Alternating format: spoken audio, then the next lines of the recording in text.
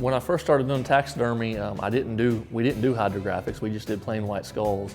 And then I had a friend show me a video of it, and we thought, wow, that's cool. So we actually started doing it and played by trial and error, messed up a lot more than what we got correct. But we kind of evolved and got better at it and better at it each time. And it's kind of real funny to think about just doing just a basic shoulder mount to when I first started to doing hydrographics, what the technology and the difference is and different options it gives you. And in 10 or 20 years, who knows what they'll have out there that we can do. But it's always fun to try the new things and try to give the best availability to our customers. Whenever we get a skull to hydrodip, there are several steps that we have to do. The first step would be taping off the antlers of some sort. We use electrical tape with press and seal.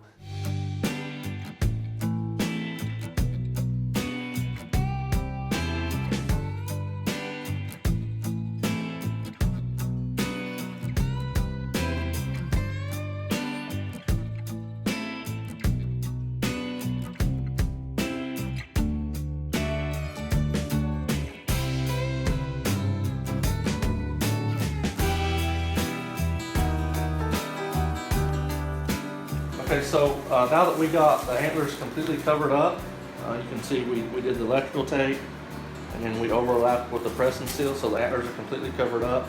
We're going to go to the next step. We're going to paint this. The base coat, this one will be pink because it's Muddy Girl camo, so it'll need a pink base coat.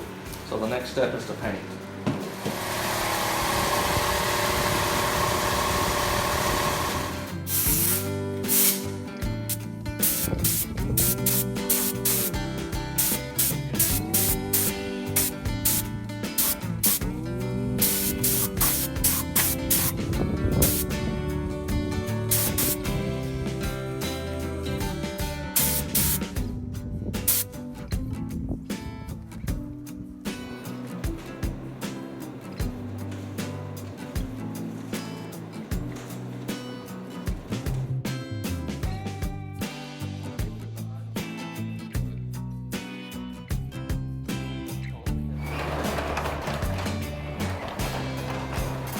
Okay, when we get ready to dip, I always open up the door because the activator is pretty potent and it's just a good way of venting it outside and the air. So we're gonna lay the film in the water here. I'm gonna hit my timer and we'll let it go for a minute and then we'll spray it with activator and we'll dip it in.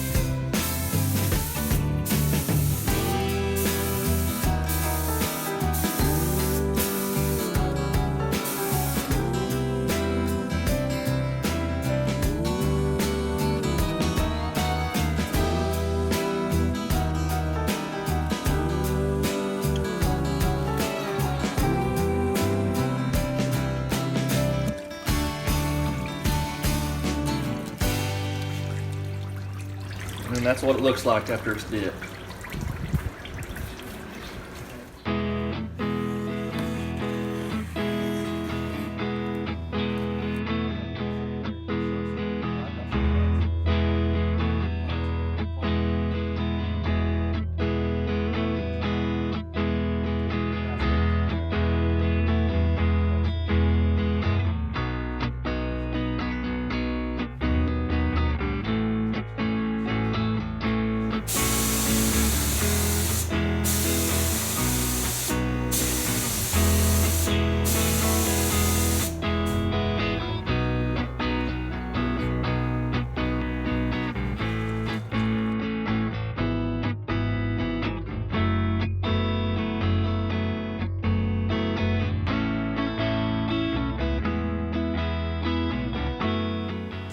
Okay, this skull's been sitting for a few minutes in the sink. I've went ahead and cut some film for the next few skulls. So at this point, we're gonna rinse this off. What this rinse is doing, there's a product in the activator that leaves it slimy, and it'll be sticky, so the clear won't adhere to it correctly. So we have to rinse that off, and it takes a few minutes. I've left them sitting up to 15 minutes. The longer you leave it sit, the longer it's going to take to rinse off. I rinse it with cold water. You can rinse it with warm. You don't want to get warmer water than what's in your tank. And I keep my tank water at 92 degrees. So I always just rinse it with cold water. And then every now and then, if I'm in a hurry, I might make it a little bit warm. But when that stops, I kind of know that's about how when it's done. Or I can feel. Okay, so at this point, we're pretty much done. It's rinsed off. So we're going to take it outside and let it dry. The sun will dry it off, and then it'll be ready for clear coat.